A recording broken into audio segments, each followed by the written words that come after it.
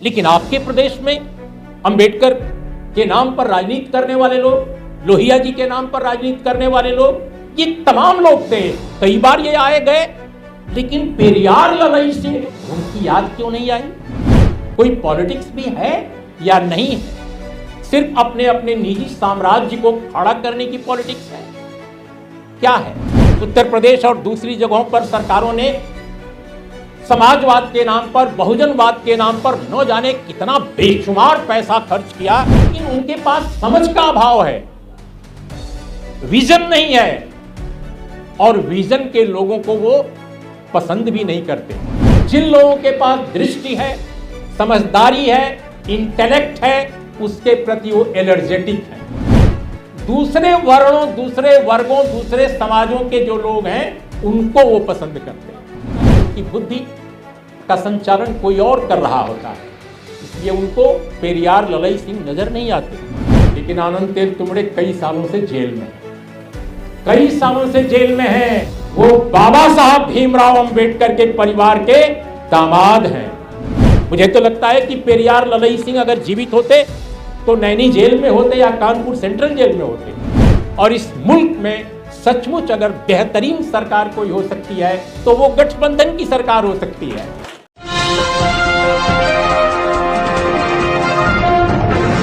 एक पत्रकार होने के नाते, एक जर्नलिस्ट होने के नाते, कानपुर की इस धरती पर आकर मैं वाकई बहुत गौरवान्वित महसूस कर रहा हूं, बहुत खुश महसूस कर रहा हूं।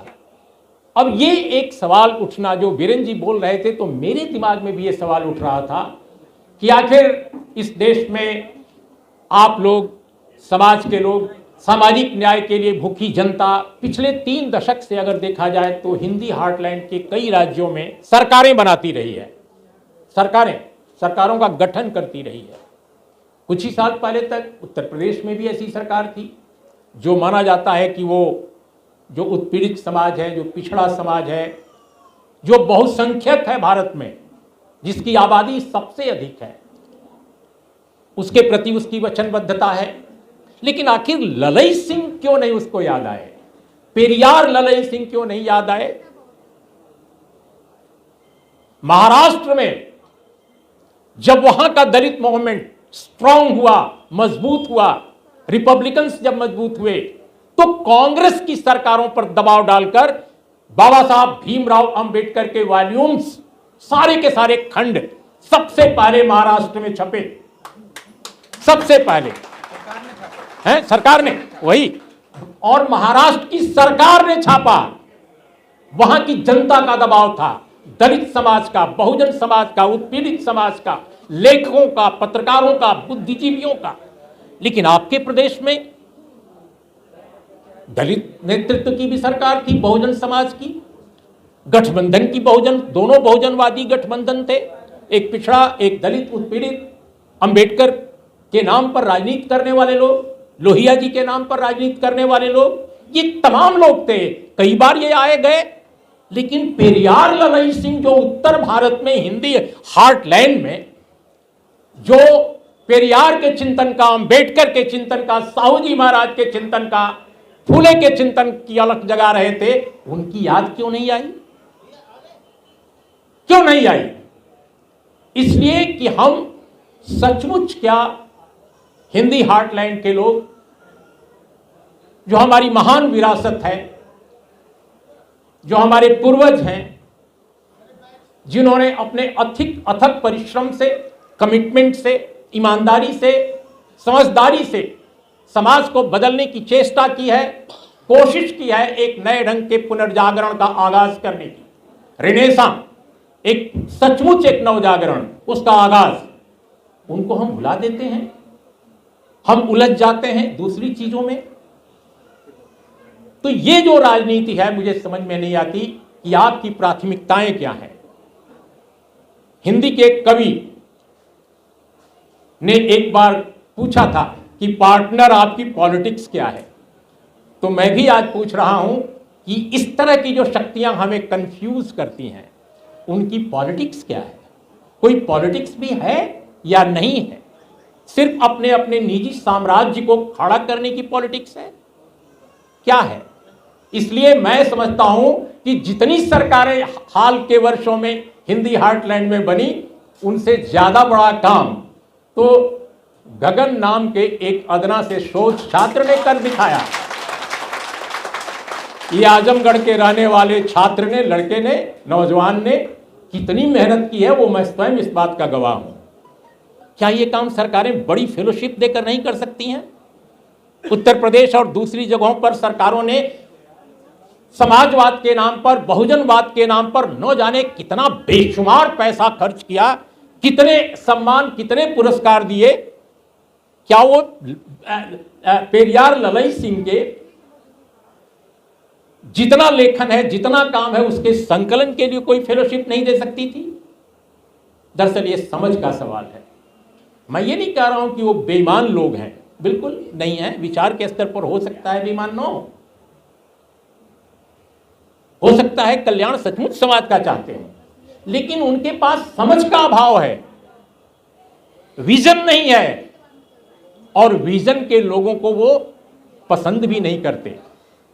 जिन लोगों के पास दृष्टि है, समझदारी है, इंटेलेक्ट है, उसके प्रति वो एलर्जेटिक है।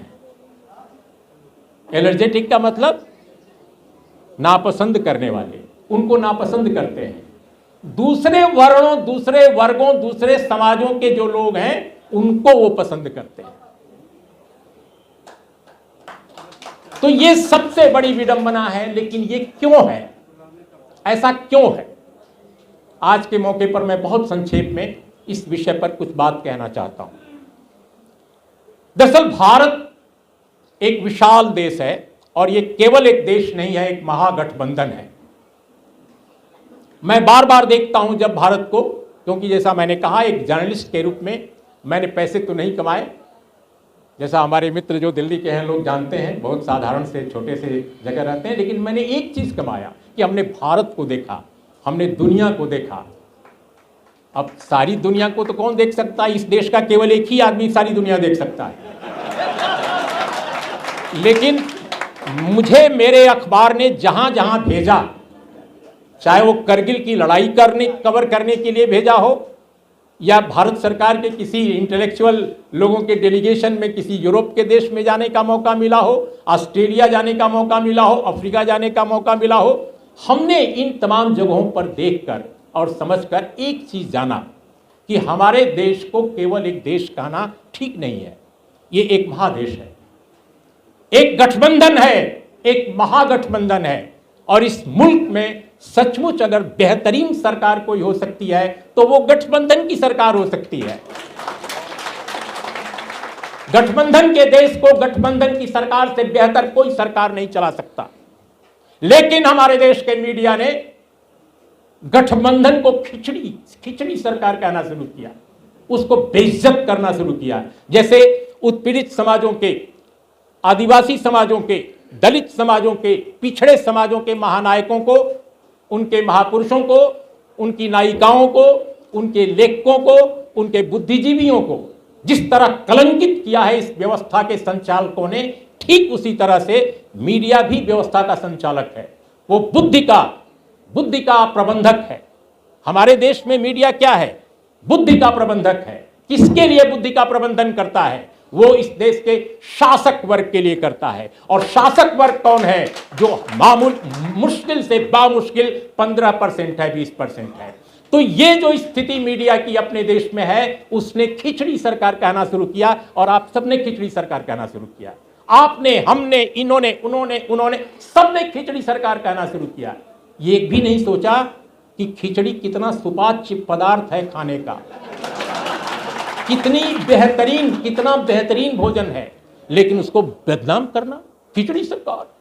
अरे भाई, देवगौड़ा की सरकार, ठीक है, आलोचना कर सकते हैं आप, लेकिन केंद्र की जो मौजूदा सरकार है और इसके पहले जो सरकारें बहुत सारी थी, उससे मैं कहता हूं कि कुछ महीने की सरकार जितनी बीच में बनी है वो बेहतरीन सरकारें थी। बीपी सिंह की सरकार न आती तो मंडल कमीशन नहीं लागू हुआ होता। देवगौड़ा को लोग कहते हैं सोता हुआ प्रधानमंत्री, लेकिन वो ना आता तो नॉर्थ ईस्ट में बहुत सारे सेटलमेंट ना हुए होते। और जम्मू कश्मीर को पटरी पर लाने की जिस सरकार ने बेहतरीन कोशिश की, वो देवगौड़ा की सरकार थी।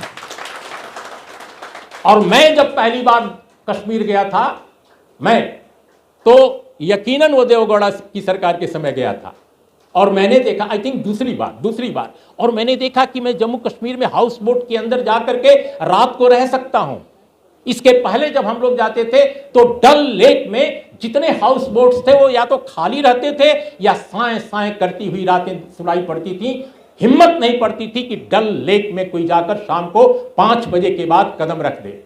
लेकिन जब मैं देवगौड़ा के समय गया तो यकीन मानिए, मैं Victoria group of house boats में जाकर के, जो बेहतरीन हाउस बोट्स था, मैं उन दिनों बिरला जी के अखबार में काम करता था, हिंदुस्तान टाइम्स ग्रुप में, और वो 5 स्टार हाउस बोट था। मैंने 2 रातें Victoria group of house boat में बिताई।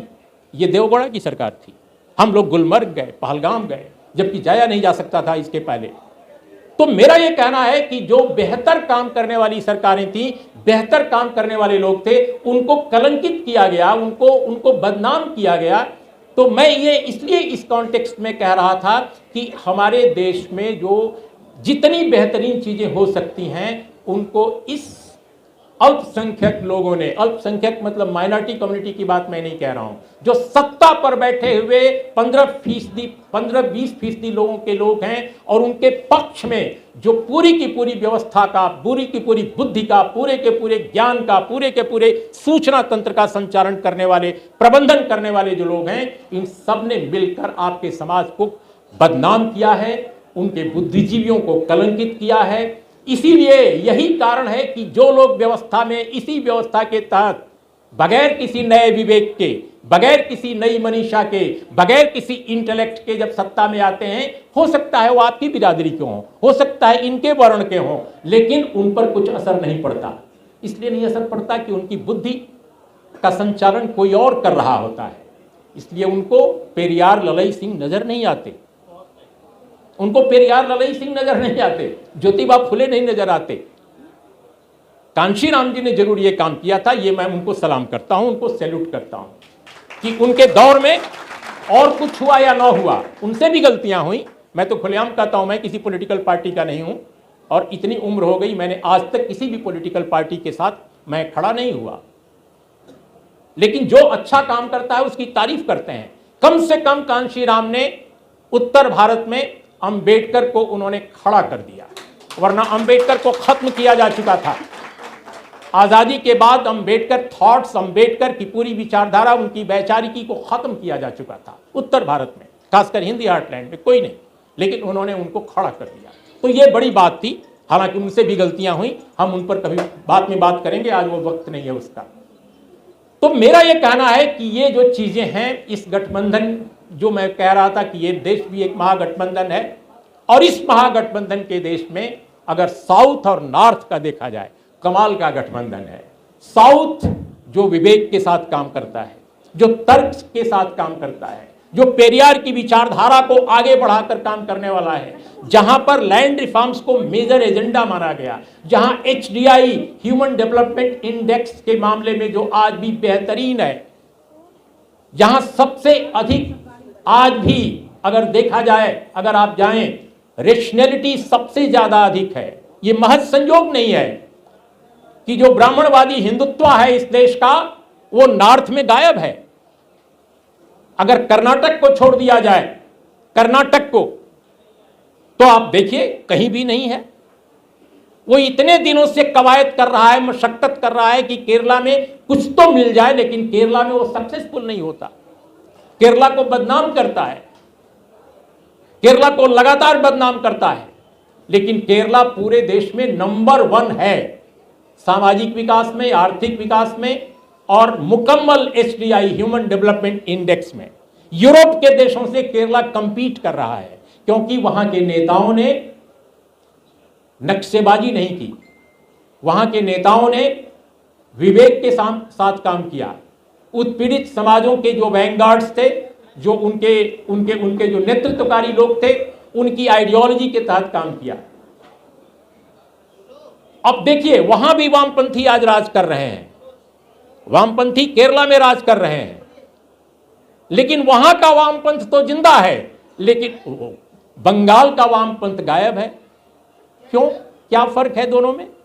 इसलिए कि उत्पीड़ित समाजों की ओर से जो नेतृत्व उभरा उसने वहां पर वामपंथ को आगे बढ़ाया और एक समावेशी विकास का एक चिंतन दिया।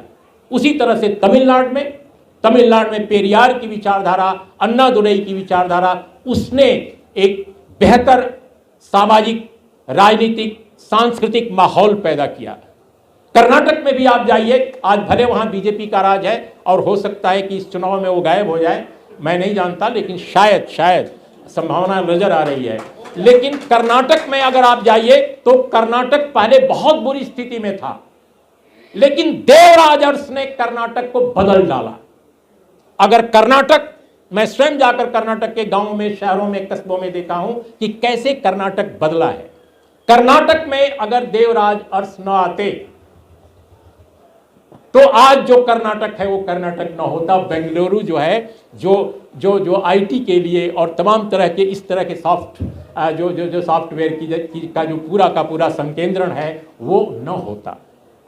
उसने 2 काम किए देवराज अरस की सरकार ने, जबकि उनको कांग्रेस से बगावत करनी पड़ी। कांग्रेस से अलाउ नहीं कर रही थी। कांग्रेस ने पूरे देश में कहीं भी लैंड रिफॉर्म्स नहीं होने दिया, सुसंगत लैंड रिफॉर्म्स। आज कांग्रेस अपने तमाम गुनाहों की सजा पा रही है और सजा मिलनी चाहिए। लेकिन जरूर मैं यकीन करता हूं लेसर इविल में, लेसर इविल को मैं मानता हूं। इसीलिए जिन लोगों ने पेरियार ललई यादव को इग्नोर किया है, जिन्होंने आपके अपने समाजों के इंटेलेक्चुअल्स को इग्नोर किया है, जिन्होंने दूसरों के कहने पर काम किए हैं, जिन्होंने कारपोरेट को और फिल्म इंडस्ट्री के लोगों के साथ मिलकर समाजवाद को नापना शुरू कर रखा था सत्ता में आने पर, उनको भी माफ किया जा सकता है। उनको भी माफ किया जा सकता है उन लोगों के मुकाबले जो इस देश में ब्राह्मणवादी हिंदुत्व के पैरोकार हैं। इसलिए लेसर इविल की थ्योरी में मैं यकीन करता हूं। लेसर इविल का मतलब जो कम बुरा हो, यानी जो बहुत बुरा हो, सबसे बुरा हो, और जो कम बुरा हो। क्योंकि आज हमारे पास चयन नहीं है, हमारे पास चयन करने का जो दायरा है वो बहुत सीमित है। बेहतरीन लोग हिंदी हार्टलैंड में नहीं हैं राजनीतिक तौर पे, और यही कारण है कि आपको लेसर इविल में जाना पड़ेगा। लेकिन मैं जो बात कह रहा था, मैं नहीं तो भूल जाऊंगा कर्नाटक के बारे में। कर्नाटक में क्यों देवराज अरस जो हैं वो कामयाब रहे? क्योंकि उन्होंने कांग्रेस से बगावत की, और कांग्रेस से बगावत के बाद उन्होंने वहां पर लैंड रिफॉर्म्स किया। लेकिन यूपी में क्यों नहीं हुआ, बिहार में क्यों नहीं हुआ? जमींदारी एबोल्यूशन हुआ, लेकिन जो बड़े रिफॉर्म्स इतने बड़े प्रदेश में जो होने चाहिए थे, केवल पश्चिम उत्तर प्रदेश को अगर छोड़ दिया जाए तो आप एग्रेरियन जो पूरा का पूरा जो स्ट्रक्चर है उत्तर प्रदेश का, उसको आप देखिए। मैं जब अंबेडकर साहब को पढ़ता हूं तो मैं समझ नहीं पाता कि अंबेडकर साहब को पढ़ने वाले अंबेडकरवादी कैसे उनको व्याख्यायित करते हैं। बहुत सारे लोग कहते हैं कि बाबा साहब ने संविधान दिया और ये उनका संविधान है। जी नहीं, ये उनका संविधान नहीं है, ये कांग्रेस का संविधान है। कांग्रेस पार्टी के लोग जो है कॉन्स्टिट्यूएंट असेंबली में प्रचंड बहुमत में थे। प्रचंड बहुमत ही नहीं, उन्हीं की पूरी संविधान सभा थी। सोशलिस्टों ने भी उसको बायकॉट किया था, कम्युनिस्टों ने भी बायकॉट किया था। सोशलिस्ट पार्टी, सोशलिस्ट विचारधारा के मुश्किल से 3-4 लोग, 5 लोग उसमें गए थे, जिसमें केटी शाह थे, मेहता साहब थे और कुछ अन्य लोग थे। बाकी सारे के सारे कांग्रेसी थे।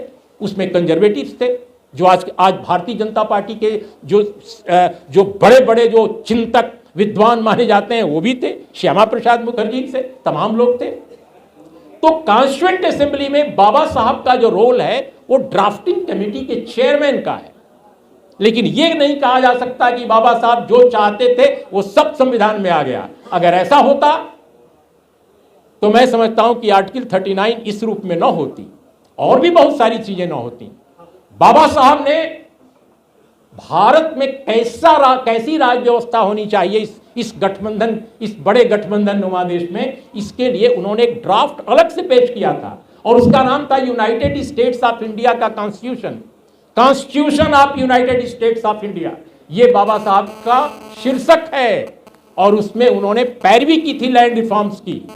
उसमें उन्होंने पैरवी की थी लैंड रिफॉर्म्स की और कहा था कि देश के उत्पीड़ित समाजों के बीच में लैंड का डिस्ट्रीब्यूशन होना चाहिए। इसके अलावा अन्य बहुत सारे प्रावधानों को शिक्षा के बारे में, हेल्थ केयर के बारे में उन्होंने वो तमाम वो चीज़ें की थी जिसको कि हमारे देश के जम्मू कश्मीर में, चाहे वो शेख मोहम्मद अब्दुल्ला की पहली सरकार क्यों ना हो और देवराजर्स की सरकार हो, वहाँ पर केरल में EMS नंबूदिरीपाद और गौरियम्मा की सरकार हो, इन सभी सरकारों ने लागू किया उसी तरह की चीज़। और इसीलिए वो राज्य आज बेहतरीन विकास की दौड़ में सबसे बेहतरीन है, सबसे बेहतरीन है।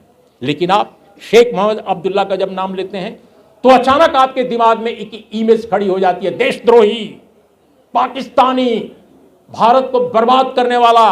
क्यों? क्योंकि आपके दिमाग में छवि यही बनाई गई है, यही छवि बनाई गई है। शेख मोहम्मद अब्दुल्ला ने अगर लैंड रिफॉर्म्स न किया होता तो जम्मू कश्मीर खुशहाल न होता। जम्मू कश्मीर में मिलिटेंसी जो आई, आतंकवाद जो आया, वो बहुत बाद का फेनामेना है। लेकिन आजादी के बाद जब से वो एक्सेशन हुआ तब से जम्मू कश्मीर सबसे खुशहाल जो भारत के 5 राज्य थे उसमें शुमार था। और आज भी वो HDI में यानी मुकम्मल विकास के मामले में वो 13वें, 14वें या 15वें, 16वें नंबर पर है। यानी आपके उत्तर प्रदेश, बिहार से बहुत ऊपर है। वहां भूख से कोई नहीं मरता, वहां कुपोषण नहीं है। ये बड़ी दिलचस्प बात आपको बताऊं, क्यों नहीं है? क्योंकि लोगों को जमीन मिली, क्योंकि लोगों को सेब के बगीचे मिले, गरीबों को मिले। हमारे यहां नहीं मिला, हमारे यहां खेत नहीं मिला जिनको जोतने वाले जो लोग थे, असल जोतने वाले लोग। किसी मित्र ने कहा, आई थिंक रमाशंकर ने, कि यहीं बगल में जाकर देखिए कि गरीबी क्या होती है, कुपोषण क्या होता है। ये सभी उत्पीड़ित समाजों के लोग हैं। तो ये मैं बार बार भूल जा रहा हूं कि मुझे क्या कहना है आगे। तो मैं ये कह रहा था कि ये जो इमेज, जो बिल्डिंग है, जो बुद्धि के प्रबंधक हैं इस समाज के, उन्होंने ये इमेजेस तैयार कर दी हैं कि वो देशद्रोही थे, वो बदमाश थे, वो क्रिमिनल थे। अब एक आनंद तेल तुमड़े नाम के व्यक्ति हैं, नाम सुना है आप लोगों में? कितने लोगों ने सुना है आनंद तेल तुमड़े का नाम? चलिए, अच्छी बात है, लोग सुना है। प्रोफेसर आनंद तेल तुमड़े, हमको लोगों ने कहा कि अंतर्राष्ट्रीय स्तर के पत्रकार हैं। बिल्कुल नहीं, मैं हिंदी का पत्रकार हूं, मुझे अंतर्राष्ट्रीय स्तर पर कोई नहीं जानता, ईमानदारी की बात है। मुझे अधिक से अधिक नेपाल में जानते होंगे, पाकिस्तान में जानते होंगे थोड़े बहुत लोग। आनंद तेल तुमड़े को यूरोप में, अमेरिका में, ऑस्ट्रेलिया में, अफ्रीका में, हर जगह लोग जानते हैं। ईमानदारी की बात यह है, मुझे कौन ऑस्ट्रेलिया में जानेगा? मैंने कुछ भी ऐसा नहीं लिखा है, और वैसे भी मैं हिंदी में लिखता हूं, मेरा बहुत कम अंग्रेजी में ट्रांसलेशन हुआ है। लेकिन प्रोफेसर आनंद तेल तुमड़े को पूरी दुनिया में लोग जानते हैं, और गजब का करियर उनका, चमकदार करियर। लेकिन आनंद तेल तुमड़े कई सालों से जेल में हैं, कई सालों से जेल में हैं। और वो कौन हैं? वो बाबा साहब भीमराव अंबेडकर के परिवार के दामाद हैं। दलित समाज का एक महान क्रांतिकारी बुद्धिजीवी, एक दामाद बाबा साहब अंबेडकर के खानदान का, वो जेल में है। और इस देश के दलित नेता, पिछड़े नेता, आदिवासी नेता, उत्पीड़ित नेता मस्त हैं, व्यस्त हैं अपने अपने साम्राज्य के बचाव में, अपने अपने गुनाहों की रखवाली में वो मस्त हैं।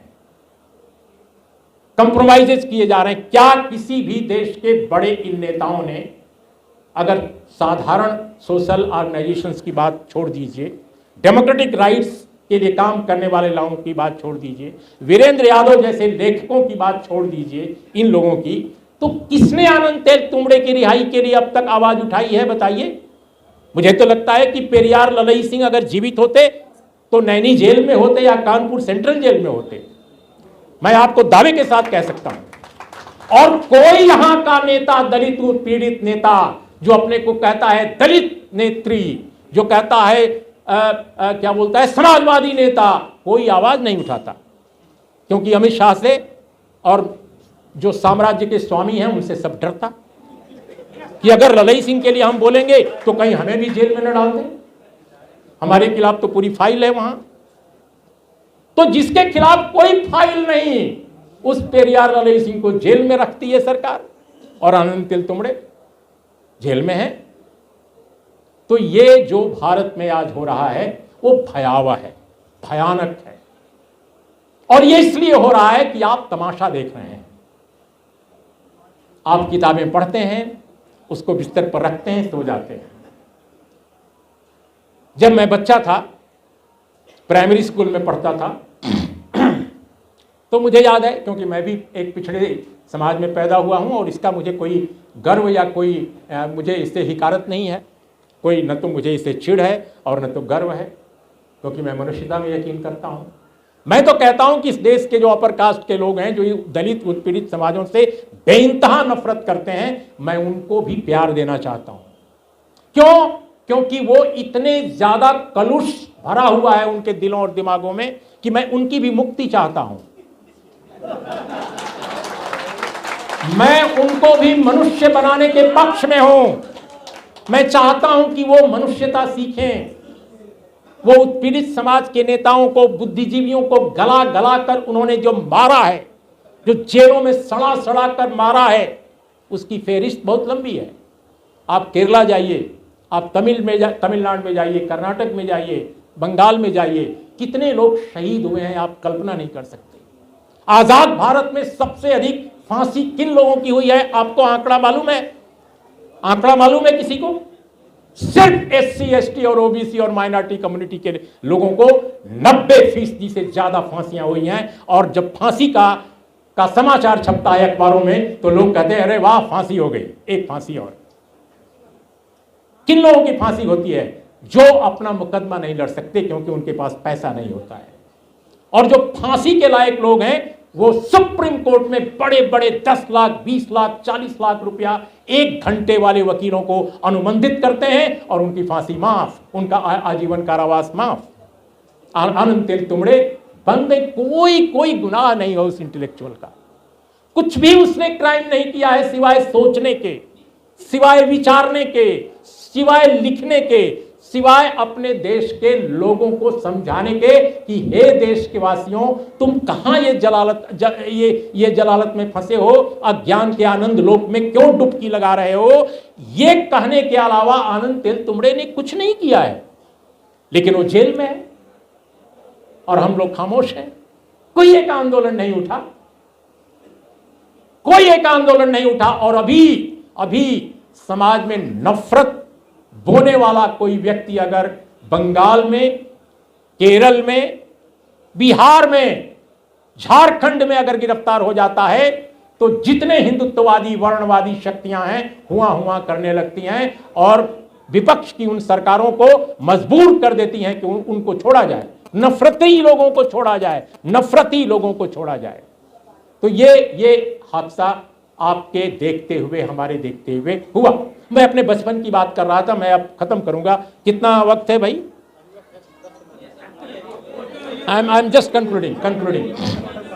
दोस्तों, मैं एक बात कहकर मैंने ये उल्लेख करके मैं धीरे धीरे कंक्लूड करूंगा कि जब मैं बच्चा था तो मैं अपनी माँ के साथ, मैं जिस घर में पैदा हुआ उसमें बहुत कम खेती थी और मेरे पिता निरक्षर थे और मेरी माँ भी निरक्षर थी। दोनों पढ़े लिखे नहीं थे और दुख है कि वो नहीं पढ़े लिखे थे, क्योंकि अगर पढ़े लिखे होते तो और अच्छी स्थिति होती। तो मेरी माँ, लेकिन मैंने उसको कभी मंदिर जाते नहीं देखा था, कभी नहीं, पिता को भी नहीं देखा था। और मेरी माँ मुझे एक जगह पूजा के लिए केवल ले जाती थी, मेरी उंगली पकड़कर, हाथ पकड़कर। जब अक्सर मैं मना करता था क्योंकि खेलने में मशगूल रहते थे हम लोग बचपन में, लेकिन मैं बहुत दुबला पतला था और जीने की कोई मैंने संभावना नहीं थी, लगता था कि मर जाएंगे, तो हमको वो ले जाती थी पूजा के लिए। और वो पूजा कहाँ करती थी? एक पीपल के पेड़ के नीचे जो मेरे घर के सामने था, और पीपल के पेड़ पर पानी देती थी उसकी जड़ों में और अक्षत छिड़कती थी और वहाँ से एक गुड़ और चावल का अक्षत जो होता है ना, वो लेकर और हमको प्रसाद देती थी। तो जो धार्मिकता उस दौर में थी निरक्षर लोगों में, जो एजुकेटेड नहीं थे, वो कितनी कम थी। कर्मकांडी धार्मिकता, आध्यात्मिक धार्मिकता की बात मैं नहीं कह रहा हूं। इतनी कम कर्मकांडी धार्मिकता थी कि लोग मंदिर, ओबीसी के लोग नहीं जाते थे, दलित समाज के लोग नहीं जाते थे। और आज दलित समाज और ओबीसी समाज का आदमी कर्मकांडों में लिप्त होने में, ब्राह्मणों, भूमिहारों, राजपूतों और अन्य तमाम जातियों में, किसी जाति का नाम नहीं ले रहा हूं, जो सबसे अपने को उच्च कुलीन मानते हिंदू हैं, जो सचमुच हिंदू हैं, उनमें होड़ लगी हुई है कि हम तुमको पीछे छोड़ देंगे, हम आगे रहेंगे। तो ये जो कर्मकांडी धार्मिकता बढ़ी है, ये हिंदुत्ववादी शक्तियों की सबसे बड़ी जीत है। ईस्ट इंडिया कंपनी की जीत से कम बड़ी जीत नहीं है ये मुट्ठी भर हिंदुत्ववादियों की, ब्राह्मणवादियों की, कि उन्होंने इतने बड़े समाज को, उत्पीड़ित समाज को उन्होंने पूरा का पूरा हिंदुत्ववादी बना दिया, ब्राह्मणवादी बना दिया। केवल यहां लाल धागा पहनने की बात नहीं है, केवल टीका लगाने की बात नहीं है, दिमाग आपका धागे में बंध गया है और ये धागा उनका है, उनके सारे मंत्र हैं, उनके सारे विचार हैं। इसको जब तक आप नहीं तोड़ते तब तक मैं समझता हूं कि कोई पार्टी आपका भला नहीं कर सकती, आपकी रखवाली नहीं कर सकती। इसीलिए पेरियार ललई सिंह को हिंदी में आना, एक ग्रंथावली के रूप में छपना, क्योंकि हिंदी का पूरा इलाका जो है अज्ञान के आनंद लोक में डुबकी लगा रहा है। और अगर पेरियार ललई सिंह आए हैं तो ये मानिए कि ये केवल एक किताब नहीं है, ज्ञान का पुंज है। और दोस्तों, एक बात जरूर मैं कहूँगा कि बाबा साहब हों, ज्योतिबा फुले हों, शाहू जी महाराज हों, या अंबेडकर साहब हों, और या पेरियार ललई साहब हों, या अन्नादुरई साहब हों, या स्वयं पेरियार हों, आज की जो चुनौतियां देश की हैं वो इतनी बड़ी और इतनी जटिल हैं कि सचमुच नए ढंग की वैचारिकी की जरूरत है। केवल पुराने विचारों से काम नहीं चलेगा। जो विचार हमारे सामने उपलब्ध हैं उनको हम जानें, उनको हम समझें, और नए विचारों का भी हम अन्वेषण करें, उनकी भी खोज करें, उनको भी कंसीव करें और सामने लाएं। मुझे लगता है कि आज पार्टियों और नेताओं से ज़्यादा मिशनरी झील, यानी जिजीविषा से भरे हुए, मिशनरी झील से भरे हुए ऐसे हजारों लोगों की ज़रूरत है। सिर्फ एक ललई सिंह से काम नहीं चलेगा। मुझे लगता है कि कम से कम हिंदी हार्टलैंड को 1000 न्यूनतम पेरियार ललई सिंह चाहिए। हिंदी हार्टलैंड को जो मिशन से भरा हुआ हो, जो एक जिजीविषा से भरा हुआ हो, जो बदलाववादी चिंतन से भरा हुआ हो, और जिसको चुनावी स्वार्थों को लेकर, जिसको इस तरह के पद को लेकर किसी भी तरह की कोई लिप्सा न हो, तो ऐसा कोई अभियान अगर छिड़ता है तभी मैं समझता हूं कि भारत को बदला जा सकता है। वरना भारत को जीता जा चुका है और भारत का कोई, मैं नहीं समझता हूं कि यहाँ की बहुसंख्यक जो आबादी है, अब आप देखिए नए नए जो इंडेक्स जारी होते हैं उसमें आपका देश पिछड़ रहा है। अभी परसों एक इंडेक्स जारी हुआ है भूख का, हंगर का, उसमें आपका मुल्क पाकिस्तान, नेपाल, भूटान, श्रीलंका, आसपास के जितने मुल्क हैं उनसे सबसे नीचे है। एचडीआई में बहुत बुरी स्थिति है, हर क्षेत्र में बुरा है। तो इससे बचना अगर है तो आपको जो उच्च वर्णीय ये जो पूरा का पूरा जो किलेबंदी है, जो कर्मकांडी धार्मिकता की जो किलेबंदी है, इसको तोड़ने के लिए नए सिरे से खड़ा होना होगा। इस पर सोचिए, विचारिए। हो सकता है कि रास्ता निकले, लेकिन ये मैं कह सकता हूं कि राजनीति के पास ऐसा रास्ता नहीं है, राजनीतिक दलों के पास ऐसा रास्ता नहीं है। सामाजिक आंदोलनों से और वैचारिक आंदोलनों से ही ये होगा। कैसे होगा? मेरे पास कोई गोली नहीं है, होम्योपैथ के डॉक्टर की गोली नहीं है कि मैं बता दूं। मैं भी तलाश में हूं, आप भी तलाश में हो। लेकिन एक बात याद रखिएगा, आखिरी बात, कि आपके बीच से जो भी ईमानदारी और समझदारी के साथ काम करेगा उसको घेरने की कोशिश की जाएगी, उसको एकलव्य की तरह मारने की कोशिश की जाएगी। ये बिल्कुल इस बात को सोच जरूर आपके जहन में होनी चाहिए। आनंद तेल तुमड़े के साथ आज जो हो रहा है वो इस देश के तमाम बुद्धिजीवियों, आप बीरेन जी ने कई लेखकों का नाम बताया, कैसे उनके खिलाफ मुकदमे चल रहे हैं, कैसे लोगों को जेलों में बंद कर दिया जाता है। ऐसे असंख्य लोग हैं जिनको हम नहीं जानते। तो इन चीज़ों को लेकर अपने समाज को सतर्क करना होगा। पुनः आज धर्मवीर गगन को मैं बधाई देता हूँ, शुभकामनाएं देता हूँ। बहुत बहुत धन्यवाद।